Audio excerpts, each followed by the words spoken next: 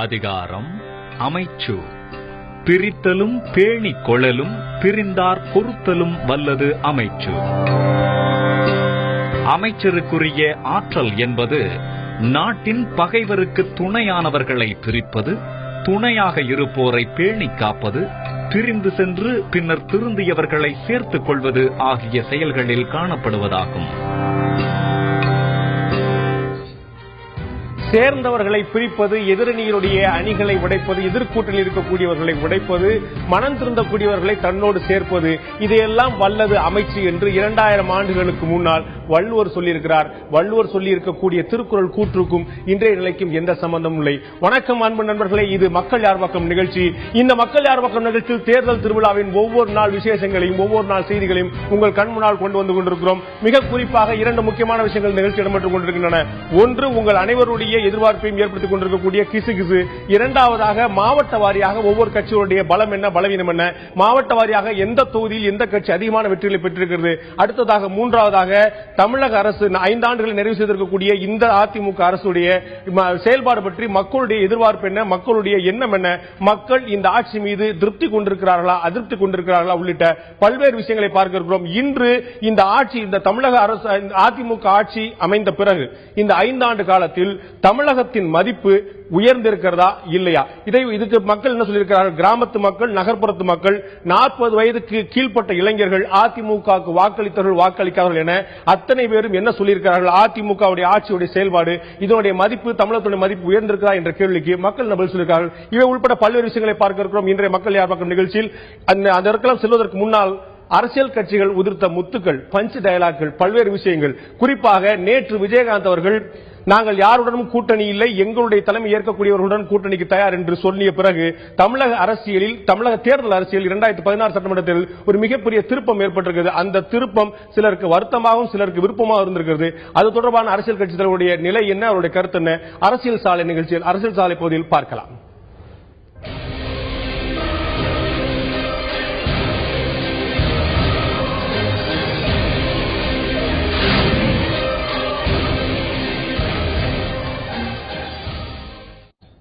நேற்று நாள் முழுவதும் ஒட்டுமொத்தமாக விஜயகாந்தோடைய அலை வீசியது என்று சொல்லலாம். நேற்று எல்லா தொலைக்காட்சி ஊடகங்களிலும், இன்று காலையில் எல்லா பத்திரிகைகளிலும் வந்து விஜயகாந்த் அறிவித்த செய்திதான், தன்னுடைய தலைமையும் தேமுதிகவுடைய கூட்டணியும் ஏற்கக்கூடியவர்கள், தலைமையாக கூட்டணியாக முதல்வர் வேட்பாளர் ஏற்கக்கூடியவர்கள் கூட்டணிக்கு தயார் என்றும் தனித்துதான் போட்டியிடும் என்று விஜயகாந்த் சொன்னது, அதற்கு பின் விளக்கமாக பிரேமலதா சொன்னதாகிய மிகப்பெரிய முக்கியமான செய்தி இடம்பெற்றன. இதன் அடுத்து இந்த விஜயகாந்த் மற்றும் பிரேமலதா விஜயகாந்த் கூற்றை அடுத்து ஒட்டுமொத்தமாக தமிழகத்தில் இருக்கக்கூடிய அரசியல் கட்சிகள் இதுக்கு எப்படி எதிர்வினையாற்றின என்பது முக்கியமான விஷயம் பார்க்கப்படுகிறது. திமுகவுடைய தலைவர், பழம் கனிந்து கொண்டிருக்கிறது, இது பாலில் விழும் என்று எதிர்பார்க்கப்படுகிறது, எந்த நேரம் விழலாம் என்று சொன்னார். அவர் அப்படி சொன்ன பிறகுதான் இந்த முடிவை விஜயகாந்த் எடுத்திருக்கிறார். அப்போது இந்த தேர்தலில் தன்னுடைய தோளில் சுமக்கக்கூடிய திமுகவுடைய பொருளாளர் ஸ்டாலின் விஜயகாந்தோடைய இந்த முடிவு பற்றி என்ன சொல்லியிருக்கிறார் பார்க்கலாம். ஒரு முறைக்கு பல முறை வந்தால் நன்றாக இருக்கும், வந்தால் நன்றாக இருக்கும் அவர்களுக்கு இருக்கக்கூடிய உரிமை, அதில் நாங்கள் தலையிடுறது விரும்பல. தம்பியை கேட்டாயிற்று, அடுத்தது அண்ணனுடைய கருத்து என்னன்னு கேட்கும் இல்லையா? உள்ளே இப்போது இல்லாவிட்டாலும் திமுகவுடைய முன்னாள் தென்மண்டல அமைப்பு செயலாளர், திராவிட முன்னேற்ற கழகத்துடைய முன்னாள் தென்மண்டல அமைப்பு செயலாளர், மத்திய அமைச்சராக இருந்த திரு மு க அழகிரி இந்த விஜயகாந்தோடைய கருத்து, அவர் தனித்து போட்டியிடக்கூடிய நிலை, இதை பற்றி என்ன சொல்லியிருக்கிறார் பார்க்கலாம். இந்த பிரேமலதாவுக்கும் விஜயகாந்த் கல்யாணம் பண்ணி வச்சது தலைவர் கலைஞர் தான். இதே மதுரையில தான் நாங்கெல்லாம் முன்னின்றுதான் இந்த திருமணத்தையே 3 நாள்ல வந்து நடத்தி வச்சாரு. அவர்களுக்கெல்லாம் வந்து தலைவர் கலைஞரை பற்றியோ திமுக பற்றியோ குறை பேசுவதற்கு என்ன தகுதி இருக்கிறது என்பது எனக்கு தெரியவில்லை. அதுவும் திமுக வந்து தரைக்குறைவா பேசியிருக்காங்க. தில்லுமுள்ளு கட்சின்னு, திமுக என்றால் தில்லுமுள்ளு கட்சி என்று பேசியிருக்கிறார்கள். ரொம்ப தவறான ஒரு இது. இந்த மாதிரி வந்து திமுக சாடி பேசுறாங்கன்னா அதுக்கு பதில் சொல்றது கூட திமுக ஆள் இல்லையா அப்படின்னு அசிங்கமா இருக்கு. நினைச்சு பாக்குறதுக்கு அசிங்கமா இருக்கு. தொண்டனுடைய உள்ள அன்னைக்கு பேசுறோம். தேமுதிக கழக மாவட்ட செயலாளர்களோ நிர்வாகிகளோ எம்எல்ஏக்களோ சப்போர்ட் பண்ணிருக்காங்க. அப்ப இருந்தும் இங்க வரலன்னா அது என்ன அர்த்தம்? அதான் உண்மை சொல்லிட்டேன்னு வேற விதமா அது முடிஞ்சு போச்சுன்னு சொல்லிட்டோம். கண்டிப்பா பாரதிய ஜனதா கட்சி தேமுதிக கூட்டணிக்கு வரும். கண்டிப்பா பாரதிய ஜனதா கட்சி தேமுதிக கூட்டணிக்கு வரும். அதான் உண்மை. இது நடக்குமா இல்லையான்னு பாருங்க. அவருக்கு என்ன, வெளியில் இருக்கிறார், 1000 சொல்லி விடுவார். இந்த கூட்டணி வர வேண்டும் எதிர்பார்ப்போம், இன்னும் கூட வாய்ப்பு இருக்கிறதா என்று பார்க்கக்கூடியவர்கள் இந்த அரசியல் ராஜேந்திர ரீதியாக எந்த தோல்வியும் இல்லாமல் பிளாலெஸ்ஸாக முடிவெடுக்க வேண்டும் என்று நினைப்பவர்கள் தான் 1000 சிரமங்கள் தெரியும். அடுத்ததாக விஜயகாந்த் அவர்களை பகிரங்கமாக நேரடியாக சென்று அழைப்பு விடுத்த மறுமலர்ச்சி திராவிட முன்னேற்ற கழகத்துடைய பொதுச் செயலாளர் திரு வைகோ மக்கள் நல கூட்டணிக்கும் சார்பாக அவர் விஜயகாந்துடைய இந்த முடிவு பற்றி சொல்றார். திமுக மிகப்பெரிய ஏமாந்து விட்டது என்று சொல்லியிருக்கார் வைகோ. முழுமையாக பார்க்கலாம். பழம் அங்கே கனிந்து கொண்டிருக்கிறது. அண்ணா சொன்னார் இல்லையா, என் மடியில் விழுந்தது ஒரு கனி, அதை என் இதயத்தில் எடுத்து வைத்துக் கொண்டேன் என்று புரட்சித் தலைவர் எம்ஜிஆரை சொன்னதை போல நல்லா தான் போட்டார். அவர் அதே கோணத்துல போட்டாரு. அவற்றை மிஸ்லீட் பண்ணிட்டாங்க, அவற்றை போய் ஏமாத்திட்டாங்க, அவற்றை மிஸ்லீட் பண்ணிட்டாங்க, அவற்றை போய் ஏமாத்திட்டாங்க, போய் சொல்லிட்டாங்க. அதை நம்பி அடிச்சு விட்டாரு. இப்ப யார நொந்திருப்பாங்க தெரியுமா? எவன் எல்லாம் என்கிட்ட சொன்னானோ அவனை கொண்டாங்க இருப்பார். அவர் லேசில ஏமாற மாட்டாருங்க, அவர் லேசில ஏமாற மாட்டாருங்க. அதாவது ஏமாற்றி போடுவாரே தவிர அவர் லேசில ஏமாற மாட்டார். பயங்கரமான ஆள் அண்ணன். இப்படி நீங்க சரிக்கிட்டீங்க அண்ணன். இனி எல்லாமே சர்க்கிளா தான் இருக்கும். இனி ஜெயிக்க முடியாது. நீங்க சரிக்கிட்டீங்க அண்ணன். இனி எல்லாமே சர்க்கிளா தான் இருக்கும். இனி ஜெயிக்க முடியாது. நீங்க அவருடைய ஏமாற்றி விட்டார்கள் கருணாநிதியை, திமுக தலைவரை என்று திரு வைகோ சொல்கிறார். அவரே குறிப்பிட்டது போல அவ்வளவு சுலபமாக ஏமாற்ற முடியாத ஒரு நபர் அவ்வளவு சுலபமாக ஏமாந்து விடுவாரா? அவருடைய அரசியல் ராஜதந்திரத்துக்கு பெயர் போனவர். அடுத்தடுத்து அவருடைய மூவ் எப்படி இருக்க போன்றது பொறுத்திருந்து பார்ப்போம். அதே போல காங்கிரஸ் கட்சியும் கூட இந்த கூட்டணிக்கு, திமுக கூட்டணிக்கு வைகோ அவர்கள் மன்னிக்கணும், விஜயகாந்த் அவர்கள் வர வேண்டும் என்று பெரிதும் எதிர்பார்த்திருந்தது. இளங்கோவன் அவர்கள் பலமுறை பகிரங்கமாக சொன்னார். அந்த கட்சியுடைய அகில இந்திய செய்தி தொடர்பாளர் குஷ்பு அவர்கள் டெல்லியில் சோனியா காந்தி சந்தித்துவிட்டு இந்த விஜயகாந்துடைய செயல்பாடு பற்றி, இந்த நிலைப்பாடு பற்றி என்ன சொல்லியிருக்கார் இப்போது பார்க்கலாம். எதிர்பார்ப்புகளே இல்லை, எங்களுக்கு வந்தா நல்லா இருக்கும் தான் நினைச்சோம். ஆனா ஒரு கட்சி தலைவராக அவர் ஒரு முடிவை எடுத்திருக்கிறாரு. கண்டிப்பாக யோசிச்சுதான் முடிவு எடுத்திருப்பாரு அவரு.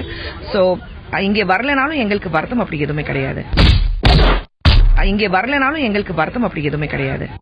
யாராவது வருத்தப்பட போறாங்களா என்ன? எல்லாருமே கூட்டணிக்கு வாங்க அழைச்சிக்கிட்டே இருப்பாங்க. வரல அப்படின்னா நாங்க வருத்தமே படல அப்படின்னு சொல்லிடுவாங்க. சீச்சி இந்த படம் புளிக்கும் என்ற கதையா கூட இருக்கலாம்.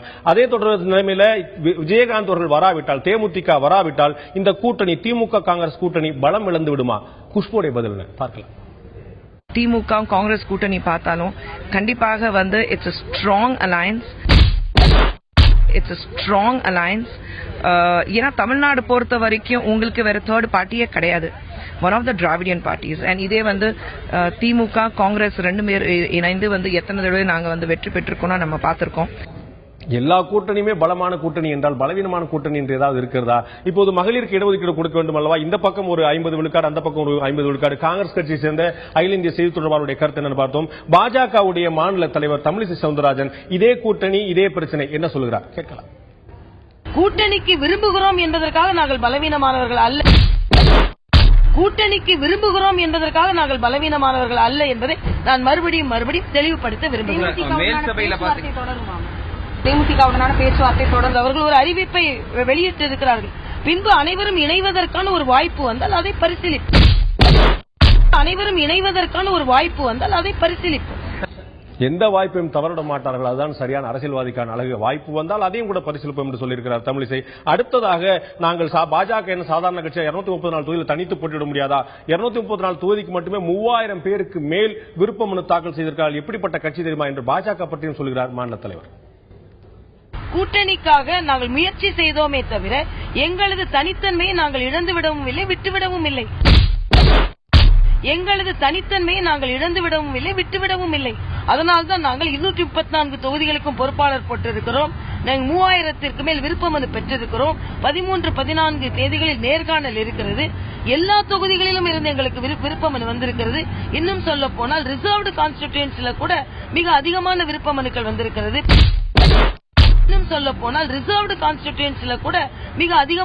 மனுக்கள் வந்திருக்கிறது. பெண்களிடம் இருந்து அதிகமான விருப்ப மனுக்கள் வந்திருக்கிறது. அதனால் நாங்கள் பலம் பொருந்தியவர்களாக இந்த தேர்தலை சந்திப்போம். தனி தொகுதிகளில் கூட அதிகமான விருப்ப மனுக்கள் வந்திருக்கிறது என்றால் பார்த்துக் கொள்ளுங்கள் என்று பெருமையாக சொல்கிறார் மாநில தலைவர், பாஜகவுடைய மாநில தலைவர் தமிழிசை சவுந்தரராஜன். அடுத்ததாக ஜென்ம பகை கொண்ட கட்சி ஒன்று இருக்கிறது தேமுதிகவோடு, வேற எதுவும் இல்ல, பாட்டாளி மக்கள் கட்சி. அந்த கட்சியுடைய முதல்வர் வேட்பாளர் டாக்டர் அன்புமணி ராமதாஸ் இந்த விஷயம் பற்றி விஜயகாந்தோட முடிவு பற்றி சொல்லியிருக்கிறார். இவர் மட்டுமல்ல, ஒட்டுமொத்தமாக எல்லா கட்சியிலுமே தனித்து போட்டியிட்டால் 234 தொகுதியிலும் அனைத்து கட்சிகளும் தனித்தனியாக போட்டியிட்டால் தான் உண்மையான பலம் என்ன என்று தெரியும் சொல்கிறார். அவருடைய எதிர்பார்ப்பு என்ன பார்க்கலாம். இது எங்களுக்கு மிகவும் சாதகமான ஒரு சூழல்.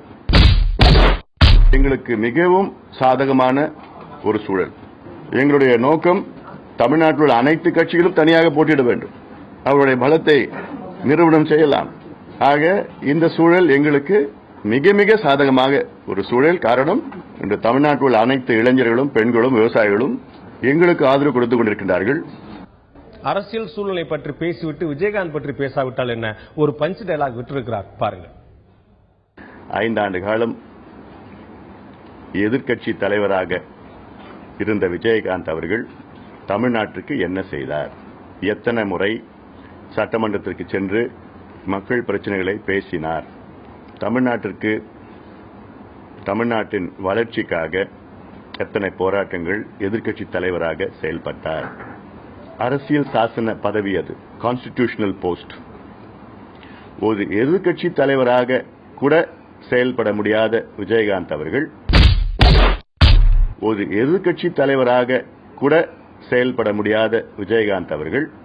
முதலமைச்சராக எப்படி செயல்படுவார்? பஞ்ச் டயலாக் இல்ல, பஞ்ச் தான், நேரடியாக பஞ்ச் என்று தெரிகிறது. அடுத்ததாக விடுதலை சிறுத்தைகள் கட்சி மக்கள் நல கூட்டு இயக்கத்தில், மக்கள் நல கூட்டணியில மிக செட்டில் ஆகி கடுமையாக உழைத்துக் கொண்டிருக்கிறது, தீவிரமான பிரச்சாரம் செய்து கொண்டிருக்கிறது. அதே போலவே தலித்துகளுக்காக, தாழ்த்தப்பட்டவர்களாக போராடி கொண்டிருக்கக்கூடிய புதிய தமிழகம் கட்சி என்ன ஆயிற்று? அவர்களுடைய முடிவு என்ன?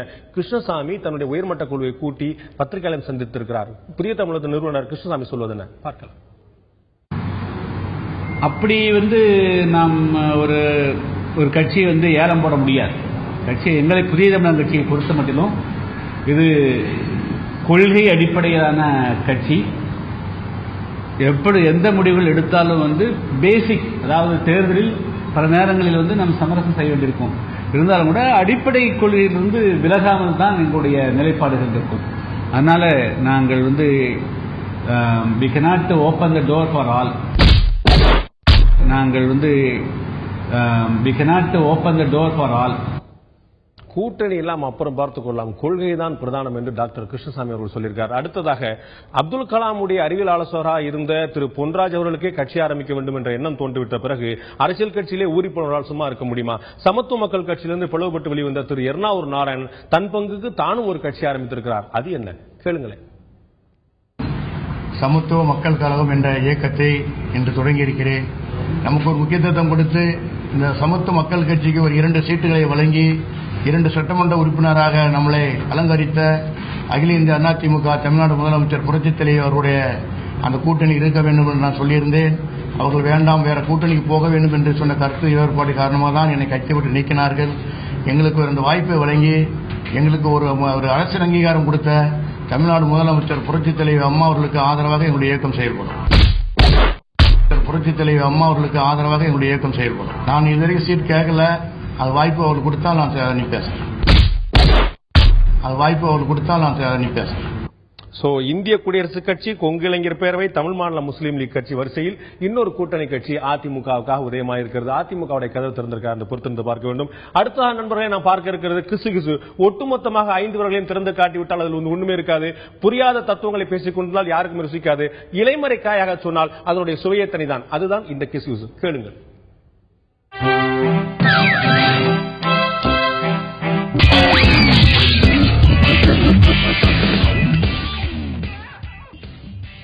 வணக்கம்.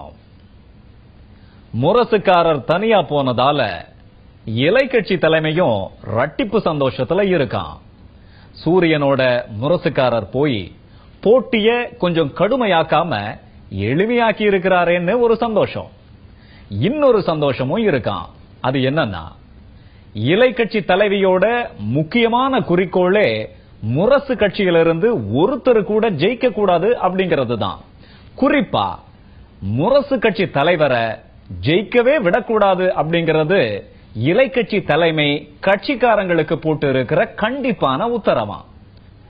இப்ப அவர் தனியா போயிட்டதால நம்ம வேலை சுலபமா போச்சுன்னு சந்தோஷத்துல இருக்கான் இலை கட்சி தலைமை. மக்கள் யார் பக்கத்தில் அடுத்து நாம் பார்க்க இருப்பது குமரி முதல் சென்னை வரை.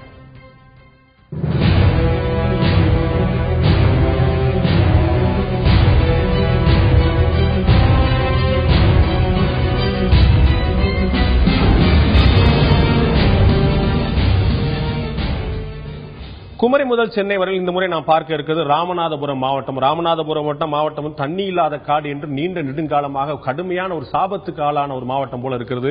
அந்த மாவட்டத்தில் 4 சட்டமன்ற தொகுதிகள் இருக்கின்றன. பரமக்குடி தனி, திருவாடானை, ராமநாதபுரம், முதுகுளத்தூர் ஆகிய 4 சட்டமன்ற தொகுதிகள். சராசரியாக ஒரு மாவட்டத்தில் 6 முதல் 7 சட்டமன்ற தொகுதிகள் இருக்கக்கூடியது. சில மாவட்டங்களில் 9, 10, 11 கூட இருக்குது. இந்த மாவட்டத்தில் வெறும் 4 சட்டமன்ற தொகுதிகள் இருக்கின்றன. பரமக்குடி தனி, திருவாடானை, ராமநாதபுரம் மற்றும் முதுகுளத்தூர். இந்த ராமநாதபுரம் மாவட்டம் என்பது மிகப்பெரிய மாவட்டமாக இருந்து பின்னால் சிவகங்கை மாவட்டம், விருதுநகர் மாவட்டம் என்று பிரிக்கப்பட்டு இன்று ஒரு சிறிய மாவட்டமாக ஆயிருக்கிறது. இதில் ஒட்டுமொத்தமாக 13.37 லட்சம் மக்கள் தொகை கொண்ட மாவட்டமாக இருக்கிறது. இதுல 11 லட்சம் பேர் வாக்காளர்களாக இருக்கிறார்கள். இவர்களில் 9.86 லட்சம் பேர் படித்தவர்களாக இருக்கிறார்கள். இன்று நாம் பார்க்க இருக்கக்கூடிய இந்த ராமநாதபுரம் மாவட்டத்துடைய கட்சிகளுடைய நிலை, அந்த கட்சிகள் எந்த கட்சிகள் எந்தெந்த தொகுதியில் அதிக முறை வெற்றி பெற்று பார்க்க இருக்கிறோம். நிகழ்ச்சி இந்த பேரில் நம்முடைய மதுரையிலிருந்து சமூக ஆர்வலர் இருக்கக்கூடிய திரு துரைசிங்கம் நம்முடைய நினைக்கிறார். திரு துரைசிங்கம், உங்களை நிகழ்ச்சிக்கு வரக்க நம்ம முதல்ல பார்க்கக்கூடியது இந்த 4 மாவட்டத்தில் அதிமுக கடந்த 5 சட்டமன்ற தேர்தல்கள் மற்றும் 4 பாராளுமன்ற தேர்தல்கள் 1991 முதல் 2011 வரையிலான 5 சட்டமன்ற தேர்தல்கள் மற்றும் 1999 முதல் 2014 வரையிலான 4 பாராளுமன்ற தேர்தல்கள் ஒட்டுமொத்தமாக 9 சட்டமன்ற தேர்தல்களில் சட்டமன்றத்தில் எந்த அளவுக்கான வெற்றி வாய்ப்புகளை எந்த கட்சி பெற்றிருக்கு என்பதை பார்க்க இருக்கிறோம். முதல்ல அதிமுக எந்தெந்த தொகுதிகளில் எவ்வளவு வெற்றி பெற்றிருக்கு என்பதை பார்க்கலாம். அதிமுக கடந்த 9 தேர்தலில் முதுகுளத்தூர்ல 4 முறை, பரமக்குடி தனியில் 3 முறை, ராமநாதபுரத்தில் 3 முறை, திருவாடானையில் 1 முறை என்று வெற்றி பெற்றிருக்கிறது. அதேபோல அடுத்ததாக திமுக 1991 2014 9 தேர்தலில் பரமக்குடி தனியில 4 முறை வெற்றி பெற்றிருக்கிறது, ராமநாதபுரத்தில் 4 முறை வெற்றி பெற்றிருக்கிறது, முதுகுளத்தூரில் 3 முறை வெற்றி பெற்றிருக்கிறது, திருவாடானையில் 2 முறை வெற்றி பெற்றிருக்கிறது. அடுத்ததாக காங்கிரஸ் பிளஸ் தமாக, இது வந்து காங்கிரஸ் மற்றும் தமாகவுக்கு ஒரு செல்வாக்கு மிகுந்த ஒரு மாவட்டமாக பார்க்கப்படுகிறது. அந்த மாவட்டத்தில் திருவாடானை தொகுதியில் காங்கிரஸ் சில சமயங்களும் தமாக ஒட்டுமொத்தமாக 5 முறை வெற்றி பெற்றிருக்கிறது. பரமக்குடி தனியில 2 முறை அந்த கட்சி வெற்றி பெற்றிருக்கிறது, முதுகுளத்தூரில் 2 முறை வெற்றி பெற்றிருக்கிறது, ராமநாதபுரத்தில் காங்கிரஸ் கட்சி 1 முறை வெற்றி பெற்றிருக்கிறது. நாம் திரு மனிதநேய மக்கள் கட்சி கடைசியா நம்ம 2011 சட்டமன்ற தேர்தலில் ராமநாதபுரம் தொகுதியில் 1 முறை வெற்றி பெற்று பார்க்கிறோம். அதிமுக கூட்டணியிலிருந்து கடந்த சட்டமன்ற தேர்தலில் போட்டியிட்டது. நான் திரு துரைசிங்கம் அவர்கள்ட்ட கேட்க விரும்புறேன். முதுகுளத்தூர்ல அதிமுக 4 முறை வெற்றி பெற்றிருக்கிறது, திமுக 3 முறை வெற்றி பெற்றிருக்கிறது. இது 2 கட்சிகளுக்குமே வந்து சமபலம் கொண்ட ஒரு தொகுதி என்று பார்க்கணுமா, இல்லாட்டி அதிமுகவுக்கு ஒரு அட்வான்டேஜ் இருக்குதா முதுகுளத்தூர் சட்டமன்ற தொகுதியில்? சமபலம்ங்கிறது அந்த சூழலை பொறுத்து ஏற்படுகிற ஒரு நிலைதான். பட் முதுகுளத்தூரை பொறுத்த மட்டும் திமுகவையும் அதிமுகவையும் நீங்க நம்ம கம்பேர் பண்ணும்போது அதிமுகவுக்கு ஒரு சாதகமான சூழல் சில நேரங்களில் அதிகமாகவே வாய்ப்பு இருந்திருக்கிறது தான் என்னுடைய கருத்து. ஒட்டுமொத்தமாக தமிழகத்தில் என்ன பிரதிபலிக்குதோ அதுவும் அந்த தொகுதிகளில் சில சமயத்தில் பிரதிபலித்திருக்கிறது கடந்த காலங்களில். அதே தான் நம்ம பார்த்திருக்கோம். அதே மாதிரி அதிமுக வந்து மொத்தம் 9 முறையில் நம்ம வந்து 4 முறை வந்து அதிமுக தான் வெற்றி பெற்றிருக்க பார்க்கும். அதே மாதிரி அடுத்தது போனோம்னா பரமக்குடி தனி தொகுதி, இதுல வந்து திமுக வந்து 4 முறையும் அதிமுக 3 முறை, அப்படியே ரிவர்ஸ்ல வந்திருக்கு. திமுக ஒரு அட்வான்டேஜ் 4 முறை வெற்றி பெற்றிருக்கிறது, அதிமுக 3 முறை வெற்றி பெற்றிருக்கு. இங்கே திமுகவுக்கு செல்வாக்கு அதிகம் என்று சொல்லலாமா தனி தொகுதியாக இருக்கக்கூடிய பரமக்குடியில? இல்ல, அந்த இதையும் வந்து நம்ம வந்து இப்ப அவங்க கூட்டணியை பொறுத்து அந்த விட்டு கொடுக்குறாங்க தனி தொகுதியில. இப்போ அதிமுக கூட்டணி இருக்கும்போது காங்கிரஸ் கூட்டணிக்கு, அதிமுக கூட்டணி இருக்கும்போது அதிமுக விட்டு கொடுத்திருக்காங்க. திமுக கூட்டணி இருக்கும்போது காங்கிரசுக்கு திமுக கூட்டணி காங்கிரஸ்ல இருக்கும்போது காங்கிரசுக்கு விட்டு கொடுத்திருக்காங்க. அந்த மாதிரி கூட்டணிகள் அவங்க வந்து என்ன மேலிடத்தில் என்ன முடிவு பண்றாங்களோ அதுக்கு தகுந்தபடி அந்த கட்சி அதனுடைய கூட்டணி கட்சிகளுக்கு அது பரமக்குடி தனி தொகுதி வழங்கப்பட்டிருக்கிறது. இதுதான் இங்கே யதார்த்த நிலைமை. அது அந்த கட்சியினுடைய திமுக அதிமுகனுடைய பிரதிபலிப்பு அங்கே ஏற்படுகிறது கூட்டணி கட்சிகளுக்கு. கூட்டணி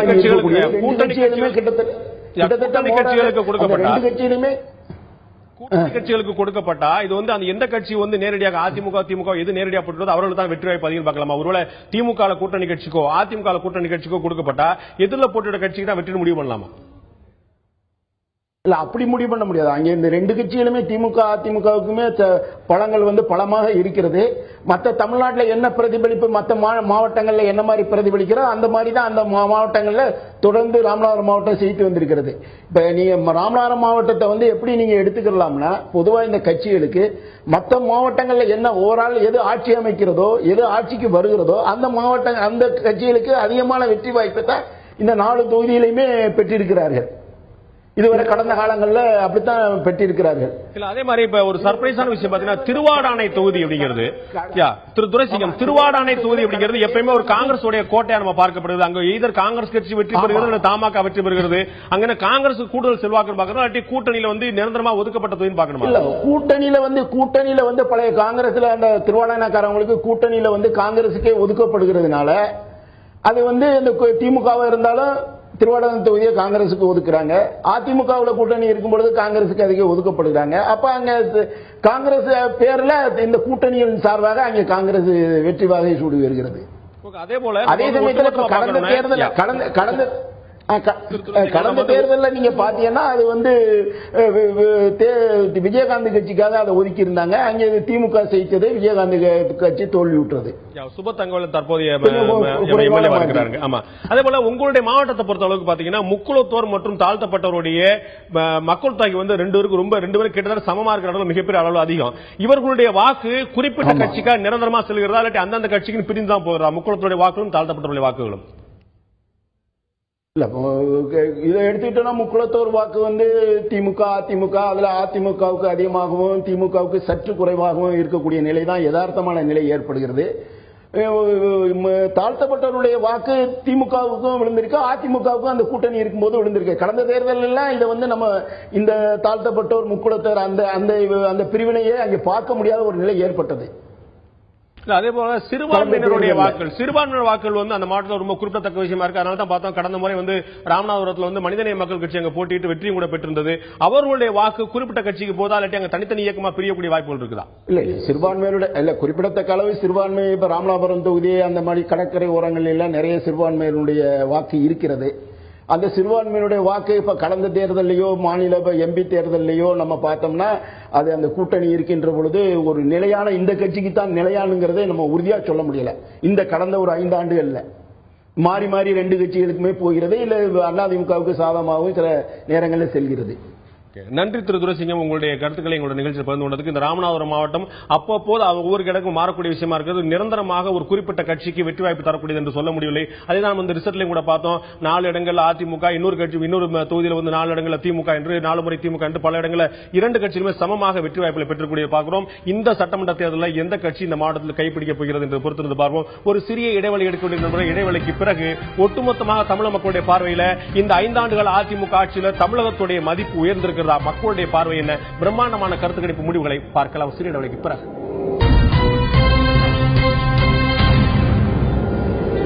மக்கள் யார் பக்கம் நிகழ்ச்சிக்கு உங்கள் அனைவரும் மீண்டும் வரவேற்கிற நண்பர்களை. அடுத்த நாம் பார்க்க இருக்கக்கூடியது கிறிஸ் இன்ஃபோ மீடியா நிறுவனத்துடன் இணைந்து தந்தி டிவி நடத்திய பிரம்மாண்டமான கருத்து கணிப்பு முடிவுகள் பார்க்க இருக்கிறோம்.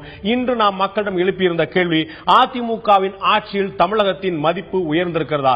அதிமுகவுடைய இந்த 5 ஆண்டுகள் ஆட்சியில் தமிழகத்தின் மதிப்பு உயர்ந்திருக்கிறதா என்ற கேள்விக்கு கிராமப்புற மக்கள், நகர்ப்புற மக்கள், படித்தவர்கள் மற்றும் அதிமுக கடந்த முறை வாக்களித்தவர்கள், வாக்களிக்காதவர்கள், 40 வயதுக்கு கீழ்ப்பட்ட இளைஞர்கள் உள்பட அனைவருடைய எண்ணம் என்னவா இருக்கிறது, அவர்களுடைய முடிவு என்னவா இருக்கிறது, அவருடைய திட்டம் என்னவா இருக்கிறது? இது நாம் நடத்திய கருத்துக்களின் முடிவுகளை இன்று நாம் பார்க்க இருக்கிறோம். நாம் எழுப்பியிருந்த கேள்வி, அதிமுகவின் ஆட்சியில் தமிழகத்தின் மதிப்பு உயர்ந்துள்ளதா? இதற்கு முதலில் நாம் பார்க்கிறது கிராமப்புற மக்கள் தெரிவித்த கருத்துக்கள் என்ன. கிராமப்புற மக்களிடம் கேட்டிருந்த போது ஆம் மதிப்பு உயர்ந்திருக்கிறது என்று 52 விழுக்காடு மக்களும், இல்லை மதிப்பு உயரவில்லை என்று 18 விழுக்காடு மக்களும், இது பற்றிய கருத்து இல்லை என்று 30 விழுக்காடு மக்களும் தெரிவித்திருக்கிறார்கள். நாம் இந்த கருத்து கணிப்புடைய முடிவுகள் அதனுடைய பலன்களை பார்க்க முன்னாடி இந்த நிகழ்ச்சிக்கு வந்திருக்கக்கூடிய நம்முடைய சிறப்பு விருந்தினர்கள் மூத்த பத்திரிகையாளர் திரு கோவிலின் மற்றும் சமூக அரசியல் பானுகம் உங்கள் இருவரும் வரவேற்கிறேன். நான் முதல்ல கோவிலின் இந்த கருத்து கணிப்புடைய முடிவுகள் ஸ்பெசிபிக்கா போறதுக்கு முன்னாடி கோவிலின் நான் கேட்க விரும்புகிற விஷயம், இந்த ஒட்டுமொத்தமாக அதிமுகவுடைய மதிப்பு உயர்ந்திருக்கிறதா இல்லையா அப்படிங்கிறதுக்கு மக்கள் எதன் அடிப்படையில் பதில் சொல்லியிருக்க முடியும்? அவங்களுடைய தனிப்பட்ட வாழ்க்கையில ஏதேனும் வந்து ஒரு உயர்வுக்கு பலன் அடைஞ்சிருக்காங்களா அப்படின்னு கேட்டா அவர் தெளிவா சொல்லிட முடியும், எனக்கு டிவி வந்துச்சா இல்லையான்னு. ஆனா இதோடைய இமேஜ் உயர்ந்திருக்கிறதா, இதோடைய தரம் உயர்ந்திருக்கா, தமிழகத்துடைய மதிப்பு உயர்ந்திருக்காங்கிறதுக்கு ஒரு சாமானிய மக்கள் எதன் அடிப்படையில் பதில் சொல்லியிருப்பாங்க நினைக்கிறீங்க? அவங்களுடைய வாழ்க்கை சூழலை வச்சுதான் சொல்லுவாங்க. பொதுவாக அவங்க ஊர்ல ஏதாவது டெவலப்மெண்ட் வந்திருக்கணும், ஏதாவது ஒரு வளர்ச்சி திட்டங்கள், இவங்க கொடுத்த வாக்குறுதிகள் நிறைவேற்றப்பட்டிருக்கணும். அப்படி இருந்தா அதை பத்தி சொல்லணும். அல்லது அவர்கள் சார்ந்திருக்கிற தொழில், அது விவசாயமாக இருக்கலாம், அல்லது நெசவு தொழிலாக இருக்கலாம், அல்லது சிறு தொழிற்சாலை நடத்தக்கூடியவங்களா இருக்கலாம், வணிகர்களாக இருக்கலாம், அல்லது அரசு ஊழியர்கள், அது போன்ற அவர்களுடைய என்ன வேலை பார்க்கிறார்களோ அதற்கு இந்த ஆட்சியில் என்ன கிடைத்தது அப்படிங்கிற அடிப்படையில் தான் இது வெளிப்பட முடியும். பானுகோபிக்கு ஒரு விஷயம், நம்ம ஊடகங்கள்ல வரக்கூடிய செய்தி, தமிழ்நாட்டில இருந்து நிறைய தொழிற்சாலைகள்லாம் வெளிமாநிலத்துக்கு போயிருச்சு, வெளிமாநிலத்து முதலீட்டாளர்கள் இங்கிருந்து வாங்கிட்டு போயிடுறாங்க, அடுத்த முதலமைச்சர்லாம் வந்து கொண்டு வந்து போயிடுறாங்க. இதுல ஊழலுடைய முதல் மாநிலமா தமிழகம் திகழ்துங்கிறது இப்ப சமீபத்தோட கருத்துக்கள் தெரிவிச்சிருக்கு. வரக்கூடிய செய்திகள் இந்த தாக்கத்தை ஏற்படுத்துமா? நம்முடைய மதிப்பு ரொம்ப உயர்ந்திருக்கு, மதிப்பு குறைஞ்சிருக்கு ஏற்படுத்துமா? இல்லாட்டி கோயில் சொல்ற தன்னுடைய வாழ்க்கை, தன்னுடைய சுற்றுச்சூழல், தன்னுடைய தொழில் சார்ந்த விஷயங்கள் மட்டுமே முடிவெடுக்கிறாங்க. அதாவது கரப்ஷன் நீங்க பாத்தீங்கன்னா எல்லாம் ஹை லெவல்ல நடக்குது. அது ரூரல் சைடுல இல்ல அர்பன் சைடுல கூட mid level, middle income group, low income group, இவங்களுக்கு இந்த கரப்ஷனுடைய உயர்நிலையில் நடக்கிற கரப்ஷனுடைய வீச்சு நேரடியாக பாதிப்பதை அவர்களால நேரடியாக உணர முடியாது. அவங்க உணர்றது இந்த சோஷியல் வெல்ஃபேர் ஸ்கீம்ஸ் எந்த அளவுக்கு தன்னை சேருகிறது. ஆனா மிக அதிக அளவிலான சோஷியல் வெல்ஃபேர் ஸ்கீம்ஸ் இந்த அரசாங்கம் நிறைய அளவுல செஞ்சிருக்கு, அது போய் சேருகிறது. அதை மட்டுமே வைத்து ஒரு கருத்து கணிப்பை சொல்றதுங்கிறது மக்கள் சைட்ல இருந்து அந்த மாதிரி ஒரு வியூல இருந்து தான் வருது. கரப்ஷன்ங்கிறது எப்பவுமே ஹை லெவல்ல நடக்கிற கரப்ஷன் கீழே போய் அதனுடைய வீச்சோ அதனுடைய தாக்கமோ அது ஏற்படுத்துகிற பாதிப்புகளோ குறித்த விழிப்புணர்வு கீழ் லெவல்ல இருக்கிற மக்களுக்கு தெரிய மதிப்பு உயர்ந்திருக்கா தாழ்ந்திருக்கா அப்படிங்கறதுல கரப்ஷன் ஒரு மிக முக்கியமான விஷயமா இருக்குன்னு பாக்குறீங்களா? இது ஒரு ஓவராலா ஒரு கவர்னன்ஸ், ஒரு அரசாங்கத்துடைய செயல்பாடு எப்படி இருக்கிறது, மக்கள் எப்படி அணுகப்படுறாங்க, நிர்வாகம் எப்படி மக்கள் அணுகுது, இந்த போன்ற விஷயங்கள், இன்ஃப்ராஸ்ட்ரக்சர், இது போன்ற விஷயங்கள், நல்ல சாலை வசதி இருக்கா, குடிநீர் வசதி இருக்கா, மின்சார தட்டுப்பாடு இல்லாம இருக்கா, இது போன்ற விஷயங்கள்லாம் நம்ம பொறுப்புல கரப்ஷன் தான் ஒரு பிரதானமான ரோல் பிளே பண்ணுமா? கரப்ஷன் ஏன் ஒரு செகண்ட் லெவலுக்கு போயிடுது? அது ஒரு பிரச்சனையாக, பெரிய அளவு பிரச்சனையாக எவ்வளவு அவேர்னஸ் கிரியேட் பண்ணாலும் ஏன் அது வரல அப்படின்னா, டெவலப்மெண்ட் எங்க நடக்குதோ அங்க கரப்ஷன் நடக்குது. ஆக டெவலப்மெண்ட்ஸோட சேர்ந்து கரப்ஷன் செய்யும் போது அந்த டெவலப்மெண்ட் மாத்திரம் மக்கள் பாக்குறாங்களே தவிர அதனோட இருக்கிற கரப்ஷனை பெரிய அளவில் எடுக்கிறது இல்லை. ஏதோ ஒரு வகையில ஒரு இன்ஃப்ராஸ்ட்ரக்சர் டெவலப் ஆகுது, ஓகே, இந்த அளவாவது செய்யறாங்களே. இந்த மாதிரி இருக்கும் போதுதான் பிரச்சனை மக்கள்கிட்ட அந்த கரப்ஷன் எடுபடுறது இல்லை பெரிய அளவில் அப்படின்னா. இந்த கருத்துக்கள் முதல் விஷயமா நம்ம பார்த்தது கிராமப்புற மக்களுடைய கருத்து. கிராமப்புற மக்கள் இந்த மதிப்பு உயர்ந்திருக்கு 52 விழுக்காடு மக்கள் சொல்ல, இல்ல அப்படின்னு 18 விழுக்காடு மக்கள் சொல்ல, கருத்து இல்லைன்னு 30 விழுக்காடு மக்கள் சொல்றாங்க. ஒரு மிகப்பெரிய ஒரு கன்சிடரபிளான ஒரு நம்பர், 30 விழுக்காடு மக்களும் நான் எதுவும் சொல்ல விரும்பலங்க அப்படின்னு சொல்றாங்க. அது அவங்களுக்கு கருத்து இல்ல அப்படிங்கறத தாண்டி இதை பத்தி ஏதோ ஒரு திட்டமான முடிவுக்கு வர முடியலங்கிறது பார்க்கலாம். கிராமப்புற மக்கள்ல 30 விழுக்காடு மக்கள் கருத்து சொல்ல விரும்பல அப்படிங்கிறது அவங்களுடைய ஹானஸ்டியை காட்டுதா இல்லாட்டி அவங்களுடைய அறியாமையை காட்டுதா? ரெண்டுமே கலந்திருக்கு. அதுல என்னன்னா 30% மக்கள் இது என்ன அப்படின்னு புரியாம கூட இருக்கலாம். நீங்க வளர்ச்சி அப்படிங்கறத நீங்க கேட்கும் பொழுது, அந்த கருத்து கணிப்பை நடத்திய பொழுது எதை முன்வைத்து கேட்டீங்க அப்படின்னு அவங்களுக்கு தெரியாது. பல கேள்விகளோட அதுவும் ஒரு கேள்வியா இருக்கும் பொழுது வளர்ச்சி தெரியலப்பா எனக்கு அப்படின்னு சொல்லிட்டு போவாங்க. ஒண்ணு, அது தெரியாம இருக்கும். இன்னொன்னு, அங்க இருக்கிற சூழல்கள் எப்படி எடுக்கிறோம், பக்கத்துல யார் இருக்கா, என்ன, அது எதுக்கு இதை சொல்லிக்கிட்டு அப்படின்ட்டு அது ஒண்ணு இருக்கு. நீங்க ரொம்ப கவனமா இருக்கணும். பெரும்பாலும் இந்த கருத்து இல்லை அப்படிங்கிறது ஒரு கணிசமான அளவுல இருக்கு. நீங்க சொல்ற மாதிரி இந்த 30% அளவுக்கு இருக்குன்னா அது ஏதோ ஒரு உண்மையை சொல்ல தயங்குகிறார்கள் அப்படிங்கறதான் அதிகமா இருக்கும். அது நம்ம உங்க தகவலுக்காக மக்களுடைய பார்வைக்காக சொல்ல, நம்ம எப்பயுமே மூட் மேப்பிங் அப்படிங்கிற சிஸ்டத்துல நம்ம இந்த கருத்து கணிப்பு நடத்துறோம். நம்ம ஒரு அடிப்படையான விதிகள்ல 10 விதிகள்ல ஒரு விதி என்னன்னா, கூட்டமா இருக்கிறவங்கள்ட்ட கருத்து கேட்கறது இல்ல அப்படிங்கிற நம்ம அடிப்படையான விதி இருக்கு. ஏன்னா அங்க உண்மை வராது. நீங்கள் சொன்னது போல மொத்தமான சொல்றாங்க, ஆமா ஆமா நாங்க அதிமுக தான், ஆமா திமுக சொல்றாங்க. சோ மூட் மேப்பிங் ஒரே போல நம்ம இந்த நிகழ்ச்சியில நீங்க கூட பார்த்துக்கலாம், மதிப்பு உயர்ந்திருக்கிறதா, உங்களுடைய வாழ்க்கை தரம் உயர்ந்திருக்கிறதா, நல்ல விஷயங்கள் நடந்திருக்கா, ஒரே மாதிரி தோற்றம் அளிக்கக்கூடிய 2-3 கேள்விகள் கேட்போம். அப்பதான் அந்த விஷயங்கள் அவங்க எவ்வளவு கான்கிரீட்டா அந்த பதில் சொல்றாங்க அப்படிங்கிற நம்ம பாக்குறோம்.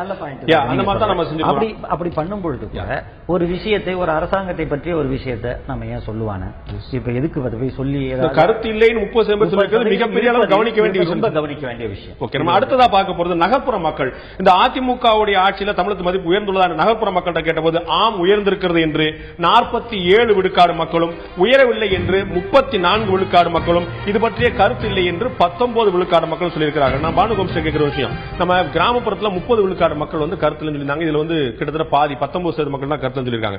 ஆனா மதிப்பு உயர்ந்திருக்கு என்று படித்தவர்கள் இருக்கக்கூடிய அர்பன் ஏரியால இருக்கக்கூடியவர்கள் 47 விழுக்காடு மக்கள் சொல்லும்போது இது ஒரு பாசிட்டிவான விஷயமா பார்க்கணுமா, இல்ல சொல்ல தயங்கக்கூடியவர்கள் 53 விழுக்காடு இருக்கிறாங்க, அதுதான் கவனிக்க வேண்டிய விஷயம் பார்க்கணும். இல்ல, அந்த சொல்ல தயங்குகிறதுங்கிறத 2 விதமா எடுக்கலாம். அவர் கொடுத்த பெர்செப்ஷன் ஒண்ணு, இன்னொன்று இந்த இதுல பெரிய ஆன்டி இது எதிர் இது அவ்வளவு இதா இல்ல. எனக்கு எதிர்ப்பு சொல்லுவதற்கு அவ்வளவு வீரியமான ஒரு எதிர்ப்பு எனக்கு இல்ல. அதனால எனக்கு அபிப்பிராயம் இல்லைன்னு சொல்லக்கூடிய ஒரு செக்ஷனையே நாம பார்க்கலாம், அப்படியும் இன்டர்பிரேட் பண்ணலாம். ஆக இது வந்து டிசைடிங் ஃபேக்டரா இருக்கும். இந்த ஓட்டர்ஸ், இந்த நோ ஒப்பீனியன் சொல்ற ஓட்டர்ஸ் வந்து வெற்றியையோ தோல்வியோ கொடுக்கக்கூடிய ஒரு முக்கியமான ரோல பிளே பண்ணுவாங்க அப்படின்னு தான் தோணுது.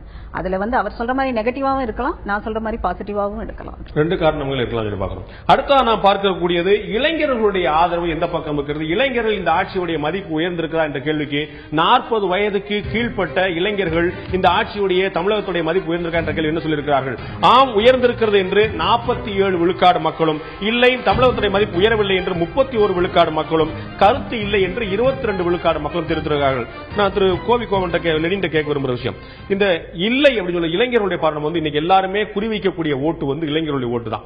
40 வயதுக்கு கீழ்பட்ட ஆண்கள், பெண்கள், கிராமம், நகர் எல்லாத்தையும் ஏஜ் மட்டுமே தனி ஃபேக்டர் ஆச்சு ஒரு கிரைட்டீரியா பிரிக்கும் போது 47 விழுக்காடு மக்கள் ஏற்கனவே சொன்ன போல ஒரு கன்சிடபிள் அமௌண்ட், ஒரு கிட்டத்தட்ட ஒரு 50-50 அப்படிங்கிற இடத்துல 47 விழுக்காடு மக்கள் வந்து இது சரியா தான் மதிப்பு உயர்ந்திருக்குன்னு சொல்லி சொல்றாங்க.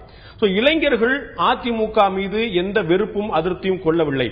நம்ம இவங்க மக்கள் நல கூட்டணி உட்பட எல்லாரும் என்ன சொல்றாங்க, இந்த புதிய வாக்காளர்கள் தான் எங்களுக்கு மிகப்பெரிய குறி. அவர்கள் தான் 65 விழுக்காடு எந்த கட்சியில் உறுப்பினராக இல்லாதவங்க சொல்றாங்க.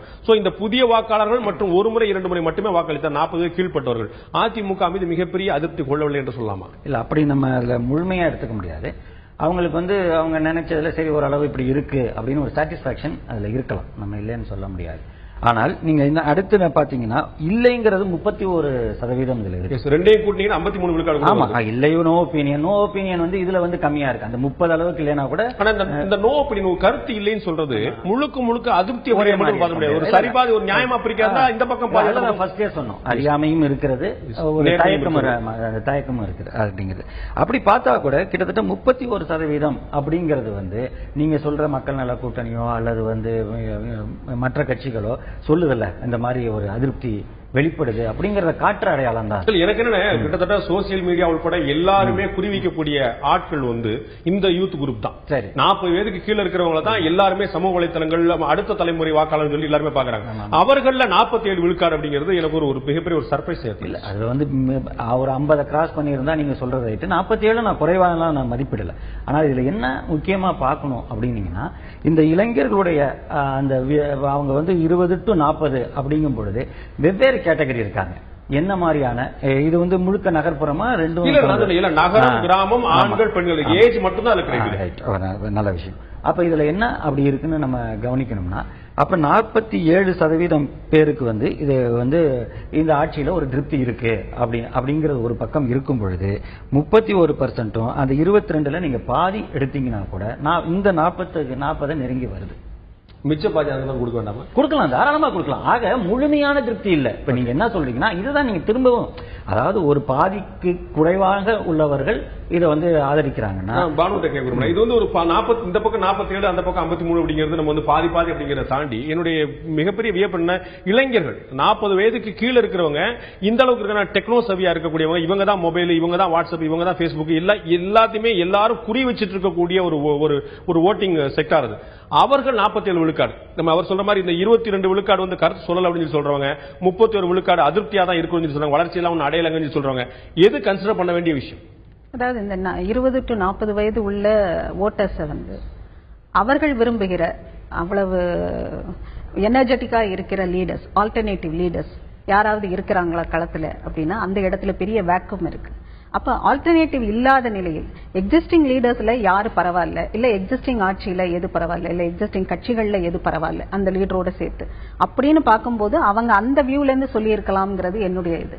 ஏன்னா வேற ஆல்டர்னேட்டிவ் நீங்க என்ன கேள்வி வச்சாலும், அதாவது மதிப்பு உயர்ந்திருக்கா, தரம் உயர்ந்திருக்கா, ஊழல் குறைஞ்சிருக்கா, சர்வாதிகாரம் நடக்குதா, ஜனநாயகம் நடக்குதா, என்ன கேள்வி கேட்டாலும் ஜெயலலிதாவா, கருணாநிதியா, விஜயகாந்தா, வைகோவா, இந்த பார்வைக்கான பதில் தான். அந்த பார்வை அடிப்படையாக இருக்கும். ஆனா நீங்க இந்த ரூரல் சைட்ல, அர்பன் சைட்ல எல்லாம் நீங்க கேட்டீங்கல்ல மதிப்பு உயர்ந்திருக்காங்க, அது வந்து அவரவர்கள் ரிசீவ் பண்ணிக்கிறதும் அவரவர் பெற்ற நலன்கள் இந்த அடிப்படையில சொல்லியிருக்கலாம். ஆனா இந்த இதுல வந்து இந்த 20 to 40க்கு சொல்றீங்க, இந்த ஏஜ் குரூப் சொன்னதுக்கு காரணம் வந்து இதுவாகத்தான் இருக்கும். ஏன்னா அவர்கள் விரும்புகிற மாதிரி, அவர்கள் எதிர்பார்க்கிற மாதிரியான ஒரு ஆல்டர்னேட்டிவ் இல்லாத ஒரு வெற்றிடம் தான் இன்னைக்கு தமிழக அரசியல் களத்தில் இருக்கு. அப்ப ஒரு ரைட் ஆல்டர்னேட்டிவ் எதிரில் இருந்தா இந்த அரசுடைய மதிப்பு உயர்ந்திருக்கு அப்படிங்கிற கேள்விக்கான பதில் அவர்கள்ட்ட இருந்து வேற மாதிரி வந்திருக்கலாம். வேற மாதிரி வந்திருக்கலாம். அதற்கான பாசிபிலிட்டிஸ் இருக்குது. ஆனா எக்ஸிஸ்டிங் இதுல இதுதான் பெஸ்ட் இல்ல பெட்டர் அப்படிங்கிற மாதிரியான ஒரு நிலை தான் இருக்குது. அடுத்ததாக கடந்த 2011 சட்டமன்ற தேர்தலில் அதிமுகவுக்கு வாக்களித்தவர்கள் அதிமுக ஆட்சியில் தமிழகத்துடைய மதிப்பு உயர்ந்திருக்கிறார் என்ற கேள்விக்கு அதிமுகவுடைய வாக்காளர்கள் என்ன பதில் சொல்லியிருக்கார்கள் இப்போது பார்க்கலாம். ஆம் உயர்ந்திருக்கிறது என்று 58 விழுக்காடு மக்களும், இல்லை உயரவில்லை என்று 21 விழுக்காடு மக்களும், கருத்து இல்லை என்று 21 விழுக்காடு மக்கள் சொல்லியிருக்கிறார்கள். நான் திரு கோவிலடின்ற கேட்கிற ஒரு விஷயம், நம்ம எல்லாமே ஏடிஎம்கே அப்படிங்கிறது எல்லாமே ஜெயலலிதா சார்ந்த விஷயம் தானான்னு ஒரு முறை நம்ம கேள்வி கேட்டிருந்தோம். அப்போ அதிமுக வாக்களிச்சவங்கல 91 விழுக்காடு மக்கள் வித்தவுட் எனி டவுட் சொல்லியிருந்தாங்க. சோ அவங்களுக்கு முழுமையா தெரிஞ்சிருக்கு AIADMK Jayalalithaa, Jayalalithaa AIADMK second term. But இந்த முறை அதிமுக 2011 நான் ஏடிஎம்கே ஆட்சி தான் வர விரும்புறேன்னு சொன்னவங்கல 58 விழுக்காடு மக்கள் தான், கிட்டத்தட்ட ஒரு 40 விழுக்காடு மக்கள் சொல்லல இருக்கு. அப்ப அந்த அதிருப்தி அதிகரிக்கிறது, இவர்கள் இன்னமும் இந்த ஆட்சியை எதிர்பார்த்திருக்கிறார்கள் என்று கருதலாமா? நிச்சயமா அதுதான் இதோட. இப்ப அவங்க சொன்னாங்க ஒரு ஆல்டர்னேட்டிவ் தெரியல, அதனால வேற ஒரு இவங்கள மாதிரியான ஒரு ஆல்டர்னேட்டிவ் லீடர்ஸ் இங்க இல்லைங்கிறனால அந்த யங் ஓட்டர்ஸ் இவங்களை ஆதரிச்சிருக்காங்கன்னு போன அந்த இதுக்கு சொன்னாங்க. இந்த இடத்துல பாத்தீங்கன்னா ஜெயலலிதா தான் அப்படின்னு நினைத்து வாக்களித்தவர்கள், அதிமுகனா ஜெயலலிதா தான் என்று அந்த நம்பிக்கையோடு வாக்களித்தவர்களிலேயே 21% இல்லை அப்படின்னு சொல்லும் பொழுது இந்த அதிருப்தி எங்கு போகும் இந்த வர எலெக்ஷனுக்கு அப்படிங்கிறது இது ஒரு முக்கியமான அம்சமா இதுல நான் பாக்கிறேன். இல்ல அதுலதான் அவங்க சொன்ன இன்னொரு சிக்கலும் கூட வருது. இப்ப அதிமுக வாக்களித்தவர்கள் 21 விழுக்காடு வளர்ச்சி இல்லைன்னு சொல்லிட்டாங்க. இந்த 22 விழுக்காடுமே வளர்ச்சி இல்லைன்னு தான் சொல்றாங்க நினைக்கிறேன். அடுத்து கீழே பார்த்திருக்கக்கூடிய கருத்து இல்லைன்னு சொல்லக்கூடிய இருக்காங்க இல்லையா, அவங்களுமே 21%, அந்த 42% அதிமுக ஆட்சி அதிருப்தியா தான் இருக்கு முடிவுக்குன்னே வராங்க வச்சுக்கோங்களேன். அப்படின்னு ஒரு பேச்சுக்கு அப்படியே வைப்போமே. அதிமுக வேண்டான்னு எதிர்ப்பக்கம் போகும்போது 3-4 பார்வை இன்னைக்கு விஜயகாந்த் அவர்கள் இன்னும் புதுசா ஒரு அணியவரை கொண்டு வரும்போது இவங்க சொன்ன அந்த ஆல்டர்னேட்டிவ் ஏடிஎம்கே ஆட்சி சிறப்பா இல்லங்க, அப்ப யார் ஆட்சியை கொடுக்கணும் 3-4 வாய்ப்பு வரும்போது திரும்ப ஏடிஎம்கே அப்படி நீங்க சொல்ல முடியும். 3-4 வாய்ப்புல எது சிறந்ததுன்னு அவங்க பார்க்க மாட்டாங்களா? ஒட்டுமொத்தமா ஒரே பக்கம் போகக்கூடிய வாய்ப்பு இருக்குதா? ஒரே பக்கம் போகும் நம்ம சொல்ல முடியாது. நேற்று வரைக்கும் நம்ம எல்லாரும் குழந்தை கூட அரசியல் சொல்லுவாங்க அதிமுக திமுக, திமுக அதிமுக அவ்வளவுதான் சொல்லுவாங்க. பட் இன்னைக்கு அந்த ரைவல்ரி அந்த பின்னாடி துரத்தக்கூடிய கட்சிகள் பாத்தீங்கன்னா 4-5 தேமுதிக அது இன்னும் போக போக இன்னும் நமக்கு 60 நாள் இருக்கு தேர்தலுக்கு. போக போக இப்ப நீங்க சொன்ன மாதிரியே சின்ன குழந்தை கூட சொல்ற மாதிரி தேர்தல் களத்துல எதிர்த்து நிற்கும் பொழுது எந்த 2 கட்சி பெருசா இருக்கு ஆளுங்கட்சியா, அதை எதிர்த்து நிற்கக்கூடிய எந்த கட்சின்னு பார்க்கும் பொழுதுதான் அதை நோக்கி போகும். ஆனா இந்த பாயிண்ட வச்சு பார்க்கும் பொழுது அதிமுகவிற்கு வாக்களித்தவர்களிலேயே 21% பேர் எங்களுக்கு அதிருப்தி இருக்கு அப்படின்னு சொல்லி இருக்கிறது நாம அலட்சியமா பார்க்க முடியாத ஒரு நம்பர் பார்க்கிறோம். அடுத்த நான் பார்க்கிறது அதிமுகவுக்கு வாக்களிக்காத 2011 சட்டமன்ற தேர்தலில் அதிமுகவுக்கு வாக்களிக்க மாட்டேன், அதிமுக ஆட்சி வரக்கூடாது என்று நினைத்தவர்கள், வேறு கட்சிக்கு வாக்களித்தவர்கள், அவர்களுடைய பார்வை என்னவா இருக்கிறது? தமிழகத்தின் மதிப்பு உயர்ந்துள்ள என்ற கேள்விக்கு ஆம் உயர்ந்துள்ளது என்று வாக்களிக்காதவர்களில் 32 விழுக்காடு மக்களும், இல்லை உயரவில்லை என்று 46 விழுக்காடு மக்களும், இது பற்றிய கருத்து இல்லை என்று 22 விழுக்காடு மக்களும் தெரிவித்திருக்காங்க. பானுகம் கேட்கிற ஒரு விஷயம், கடந்த முறை மேல பாத்தீங்கன்னா வாக்களித்தவர்கள் 58% பேர் சொல்லியிருந்தாங்க. அப்படியே நெகட்டிவ் லிஸ்ட்ல கருத்து இல்லைன்னு சொல்றவங்களையும் வளரலாம் சொல்றவங்க சேர்த்தோம் 42 விழுக்காடு வருது. அதாவது அதிமுக வாக்களித்தவர்கள் வளர்ச்சி இல்லைன்னு 42% பேர் சொல்றாங்கன்னு நம்ம ஒரு முடிவுக்கான பார்வைக்கு வரலாம். 43% பேர், 42% பேர். இந்த பக்கம் பாத்தீங்கன்னா வாக்களிக்காதவர்கள் அதிமுக வேண்டாம்னு நினைச்சவங்க 2011 இந்த முறை 32 விழுக்காடு மக்கள் ஆம் வளர்ச்சி அடைந்திருக்குன்னு அவங்க சொல்றாங்க. கருத்து இல்லைன்னு சொல்லி சொல்றாங்க 22 விழுக்காடு மக்கள் சொல்றாங்க. சோ அதே கணக்குப்படி இந்த 22-32 சேர்த்தா 54 விழுக்காடு மக்கள் நிறைவடைஞ்சிருக்காங்க. சோ இங்க அதிமுக வாக்களிச்சவங்களுடைய அதிருப்தியை விட வாக்களிக்காதவங்களை திருப்தி அடைகிறாங்கன்னா இது எப்படி சாத்தியமா? இந்த காம்பினேஷன் எப்படி சாத்தியமா? இல்ல இது எல்லாமே இந்த ஃபென்ஸ் சிட்டர்ஸ் தான். ஒவ்வொரு சமயமும் அந்தந்த கட்சிக்கான ஹார்ட்கோர் லாயலிஸ்டுகளை தாண்டி ஃபென்ஸ் சிட்டர்ஸ் இருப்பாங்க இல்லையா, ஒரு பக்கம் இந்த தடவை இந்த கட்சிக்கு எடுப்போம், இந்த தடவை இந்த கட்சி, அந்த மாதிரியான ஓட்டர்ஸ்ல இருந்து தான் இந்த ஒப்பீனியன், இந்த மாதிரியான ஒப்பீனியன்ஸ் வருது. அப்ப 2011 அதிமுக ஆட்சி வேணாம், 2006-11 ஒரு மிகப்பெரிய அதிருப்தி அலை வீசிச்சுன்னு சொல்லி சொன்னாங்க. இந்த நிலம் கையெடு பிரச்சனை எல்லாம் அதிமுக பொதுச் செயலாளர் கடுமையா பிரச்சாரம் பண்ணாங்க. சோ அப்போ ஒரு அதிருப்தி அலை வீசிச்சுன்னு சொல்லி சொல்லும் போதே அதுக்கான நான் ஏடிஎம்கே ஓட்டு போட்ட மாட்டேன்னு சொன்னவங்க இவங்க, அவர்களே இப்ப இவ்வளவு நிறைவடைறாங்கன்னா அது என்ன காரணமா இருக்க முடியாது? ஒரு சர்ப்ரைஸான விஷயம். இந்த ஓட்டர்ஸ்ல அதிருப்தியாளர்கள் இருக்காங்கல்ல, லோக்சபா இதுல கண்ணு கெட்டின தூரம் வரை எதிரிகளை இல்லைன்னு சொல்லக்கூடிய லெவல்ல இருந்தது. இப்ப இவ்வளவு அதிருப்தி இருக்குன்னா ஆளுங்கட்சி அது கவனிக்க வேண்டிய ஒரு விஷயம். நாம இந்த நான் ஓட்டர்ஸ் சப்போர்ட்டிவா பேசுறாங்கிறத விட ஓட்டளித்தவர்கள் ஏன் வந்து அதிருப்தியில் இருக்கிறாங்கிறது கவனிக்க வேண்டியது. 234 தொகுதி 5.8 கோடி வாக்காளர் நிறைவுபடுத்துறதுங்கிறது அடுத்த விஷயம். ஆனா இவங்கள்ட்ட இருந்து வெளியே போற ஓட்டோட உள்ள வர்ற ஓட்டு அதிகமா இருக்கோ அப்படின்னு நான் யோசிக்கிறேன். அது வந்து அவ்வளவு சஸ்டைனபிளான ஓட்டா அப்படிங்கிறது பெரிய சொல்ல முடியாது.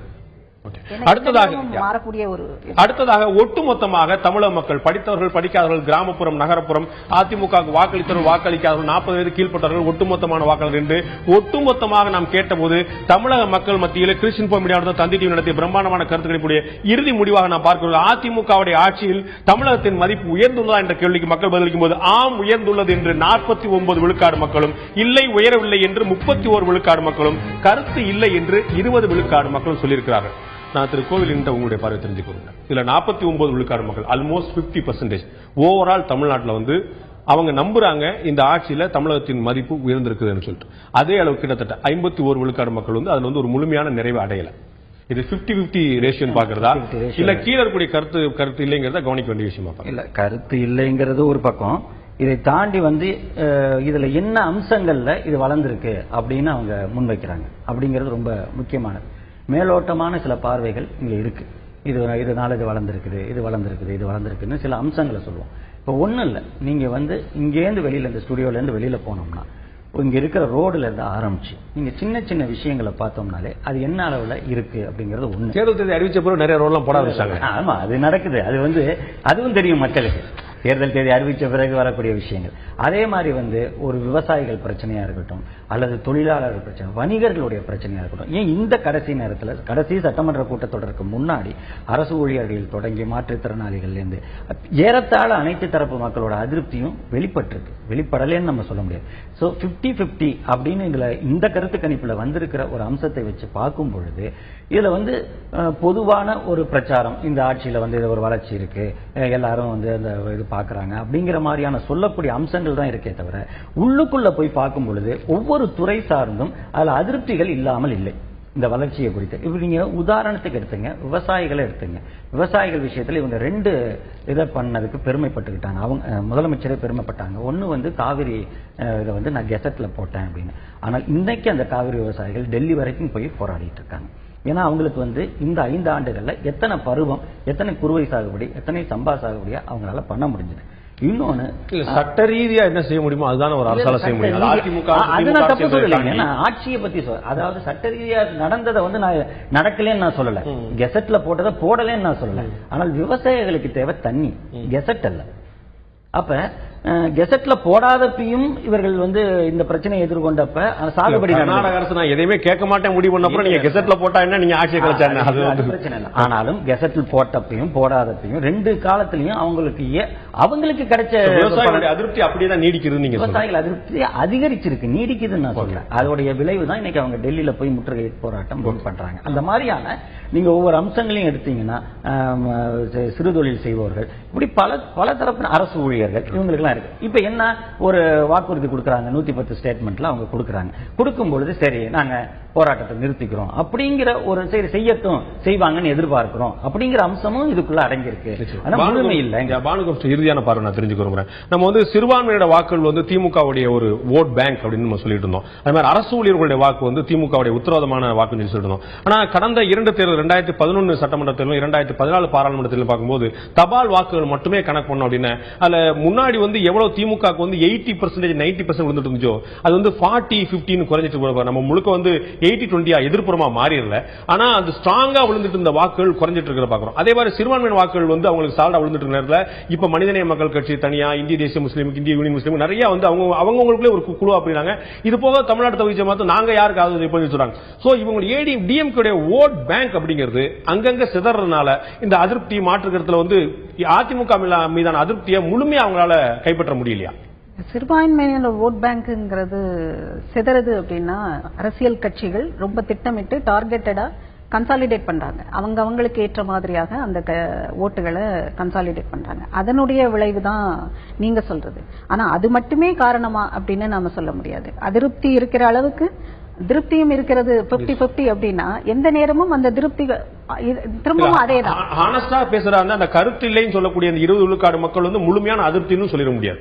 இவர்கள் எந்த பக்கம்னாலும் போகக்கூடிய வாய்ப்பு. ஆக்சுவலா வந்து ரெண்டு பிரிக்கிறதா இருந்தா ஆம் என்று 49 விழுக்காடு, இல்லைன்னு 31 விழுக்காடு தான் ஹானஸ்டான பிரிவு. அதுக்கப்புறம் இருக்கக்கூடிய கருத்து இல்லைன்னு சொல்றது எந்த பக்கம்னாலும் போலாம். இல்ல அந்த ஒப்பீனியன் இல்லைன்னு சொல்றதையே நான் எப்படி பாக்குறேன் அப்படின்னா, எனக்கு மிகப்பெரிய வெறுப்போ இதோ இல்ல விமர்சனமோ இல்லைன்னு சொல்லக்கூடிய ஒரு நிலையா கூட அது இருக்கலாம்.